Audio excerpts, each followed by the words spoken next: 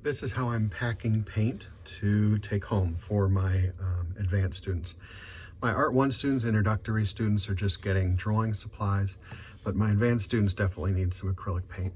So I've went ahead and set them up with a basic set of primaries, secondaries, plus black and white. We all know they can mix their grays and browns by using these colors, so it should be enough for them.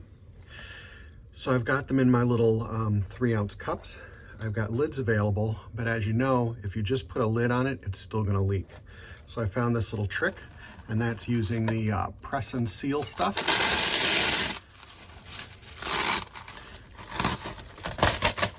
So I separate the cups out about like a thumb between each one, and that'll give us enough space to do this little trick.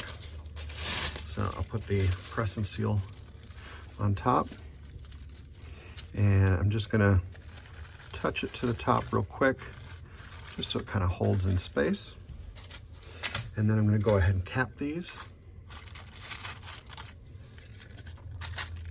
And then the press and seal kind of becomes that inside protector piece. Sometimes when you open a new bottle of paint, it's got that little extra protection piece. So I'm kind of making one out of the press and seal. So this will give us a little extra layer of protection. So when students take this home, it'll be less likely to spill. And I actually take this pack and divide it in half. So I cut right in between sets of 4.